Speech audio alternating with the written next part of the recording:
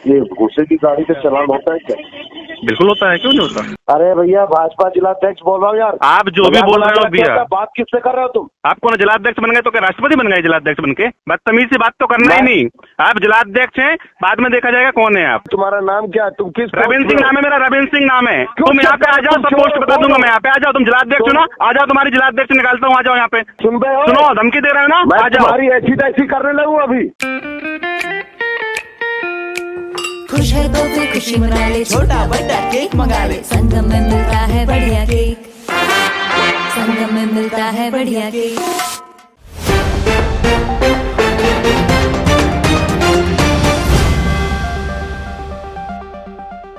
नमस्कार, मैं हूं मयंक चतुर्वेदी और आप देख रहे हैं तीरंदाज। मध्य प्रदेश के शहडोल जिले का एक ऑडियो इस समय जबरदस्त वायरल हो रहा है, सोशल मीडिया पर छाया हुआ है। भारतीय जनता पार्टी के जिलाध्यक्ष कमल प्रताप सिंह और एक कथित आरटीओ का, दोनों के बीच जो वार्तालाप हो रहा है वो ही जो है सब लोगों के लिए चर्चा का विषय है। और इसी बातचीत के लहजे और तरीके के कारण इस ऑडियो को बहुत ज़बरदस्त तरीके से वायरल किया जा रहा है। अब ये पूरा मसला क्या है ये बताते हैं, फिर इस मसले के पीछे की हकीकत क्या है वो भी हम आपको बताते हैं। सबसे पहले बताते हैं मसला क्या है। मामला ये है कि भारतीय जनता पार्टी के जिलाध्यक्ष के पास उनके किसी परिचित के ड्राइवर का फ़ोन आता है, मतलब परिचित के पास फ़ोन आता है और वो ये बताता है कि जो है वो अपने गाड़ी में भूसा लेकर के जा रहा है और उसका चालान बनाया जा रहा है। जब ये बात जिलाध्यक्ष को बताई जाती है तो जिलाध्यक्ष कहते हैं कि भाई उस अफसर से बात कराएं जो कि चालान काट रहा है। जब ये बातचीत चल रही होती है तो जब फ़ोन दिया जाता है जिलाध्यक्ष को और जिलाध्यक्ष उस अफसर से बात करते हैं तो बताया ऐसा जाता है जैसा कि जो है जिलाध्यक्ष का भी कहना है कि जो बात करने वाला है उसने अपने आप को आरटीओ बताया, यानी कि रीजनल ट्रांसपोर्ट ऑफिसर। जब जिलाध्यक्ष की बात सामने वाले से कराई गई, यानी कि जो चालान काटने वाला है, तो जिलाध्यक्ष का ऐसा कहना है कि सामने वाले ने अपने आप को आरटीओ बताया। अब इस आरटीओ बताने के बाद जब इन्होंने जो बातचीत फ़ोन पर हुई है, सबसे पहले वो बातचीत सुन लीजिए, उसके बाद इसके पीछे की हकीकत बताते हैं। हाँ भैया, ये तुरंत जाओ बात कराओ, बोलो जिलाध्यक्ष बात करने को बोल रहे हैं।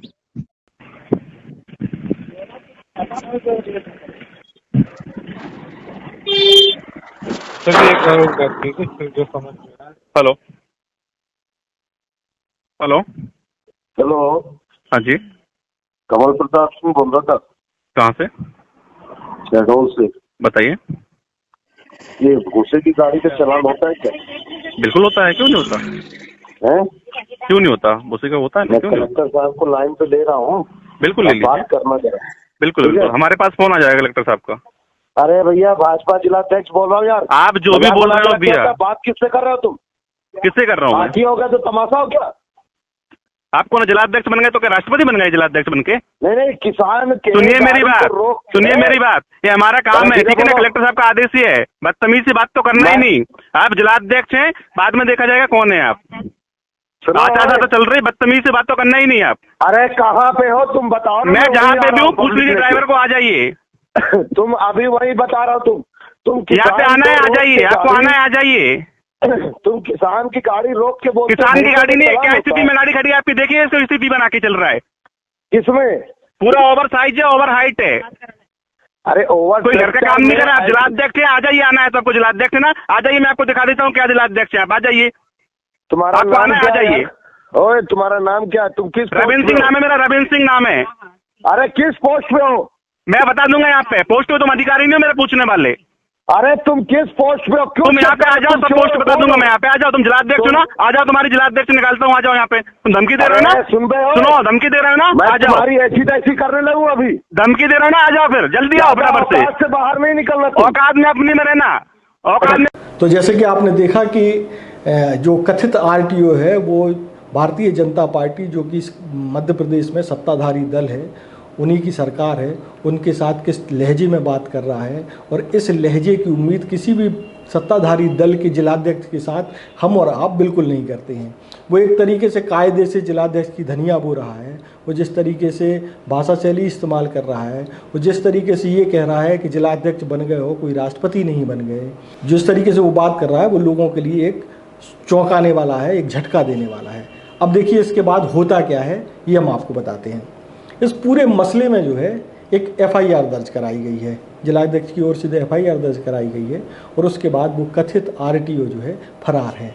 जब इस पूरे मामले में पड़ताल की गई तो पता चला कि जो सामने वाला जो बात कर रहा था, जो अपने आप को आरटीओ बता रहा था, वास्तव में वो आरटीओ नहीं है और वो आरटीओ ऑफिस का कोई कर्मचारी भी नहीं है।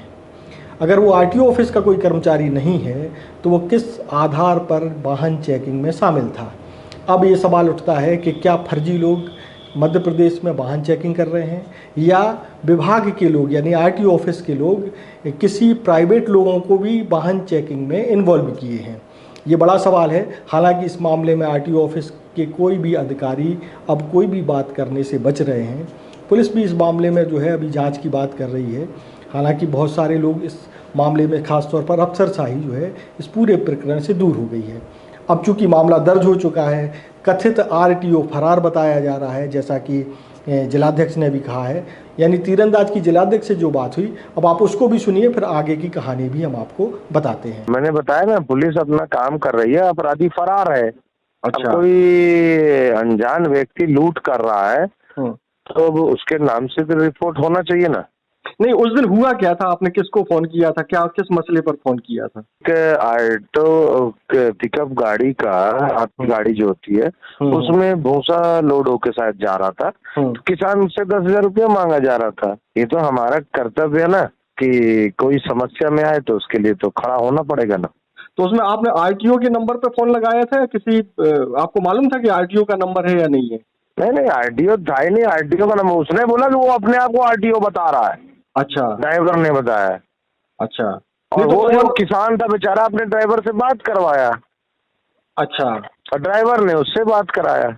प्रशासन इस पे स्ट्रिक्ट एक्शन लेगा, क्योंकि हम लोग वचनबद्ध हैं कि किसी के साथ लूट नहीं हो सकता, चाहे वो किसी के माध्यम से हो, चाहे वो कोई किसी को कुछ दिखा के भय करे, या कोई किसी से रोड पे खड़े होके वसूल करे, या कोई किसी चीज से धमका के वसूली करे, नहीं करेगा सब। गाड़ी को पकड़ा गया तो ड्राइवर ने किसको फोन लगाया था? आपके तक बात मामला अपने मालिक को, उसके मालिक ने मुझे कॉन्फ्रेंस में लेके बात करा दिया। अब लगभग आपके जहन में पिक्चर साफ हो गई होगी कि पूरा मसला क्या है। अब फिर भी एक सवाल ये उठता है कि आखिर कोई प्राइवेट व्यक्ति वाहन चेकिंग में शामिल क्यों था?